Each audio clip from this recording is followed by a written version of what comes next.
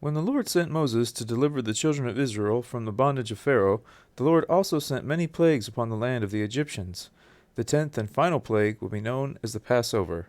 For this plague would destroy all the firstborn in the land of Egypt, from the firstborn in Pharaoh's house, to the firstborn among the servants, even to the firstborn of all the animals. The Lord instructed Moses that the congregation of Israel, every man according to the house of their fathers, should take a lamb for that house. They were to kill it in the evening, and take of the blood, and strike it on the 2 side posts, and on the upper doorpost of the houses, where inside they would eat the lamb. This ritual was to protect the children of Israel from the plague of the Passover. For the Lord spoke unto Moses, saying, I will pass through the land of Egypt this night, and will smite all the firstborn in the land of Egypt, both man and beast. And the blood shall be to you for a token upon the houses where ye are. And when I see the blood, I will pass over you, and the plague shall not be upon you to destroy you, when I smite the land of Egypt. Exodus chapter 12, verses 12 and 13. Moses himself will go on to tell the elders of Israel that, quote, the Lord will pass through to smite the Egyptians, and when he seeth the blood upon the lintel and on the 2 side posts, the Lord will pass over the door, and will not suffer the destroyer to come in unto your houses to smite you. Unquote. Exodus chapter 12, verse 23. From what we see here in these verses from the book of Exodus, it is the Lord that passes over the house with the blood of the lamb on the doorpost and lintel, and it is also the Lord that does not allow the destroyer to enter that house to smite the firstborn. So it would seem that there is a duality of persons involved in the execution of the 10th and last plague upon the land of Egypt. The Lord passes through the land of Egypt that night, but the destroyer is the one who smites the firstborn. It is common to hear the destroyer of the plague of the Passover being called the angel of death, but nowhere in either the Old or New Testament is that phrase found. However, the name of the destroyer is found in the New Testament book of the Revelation of St. John the Divine.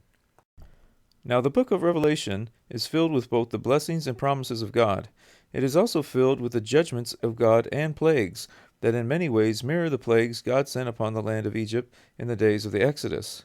In Revelation chapter 9, a most frightening plague of supernatural locusts are sent to torment those men which have not the seal of God in their foreheads. Revelation chapter 9, verse 4. This plague of locusts sent unto the future inhabitants of the earth is strikingly akin to the plague of locusts sent unto the ancient Egyptians. The fact that these future and supernatural locusts only hurt the people of the earth who have not the seal of God in their foreheads would echo the office of the destroyer in Exodus, who smites the firstborn of every house in Egypt without the blood of a lamb on the doorposts and lintel.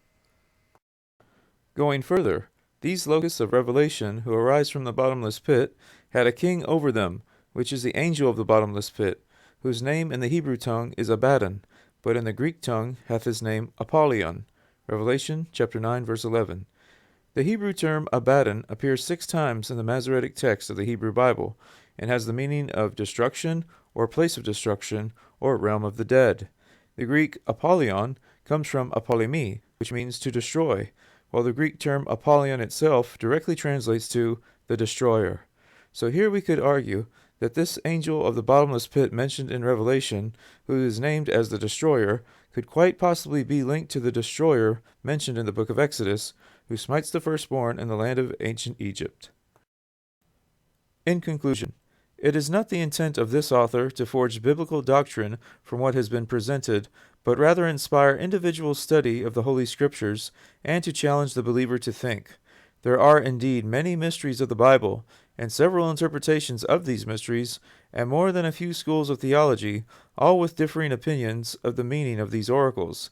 That being said, may we all take into consideration the myriad of possibilities that have come down to us over the centuries concerning the deep mysteries presented in the pages of the Holy Bible. Hopefully, together and in cooperation, we can assist each other in the study as well as in the understanding of God's holy word.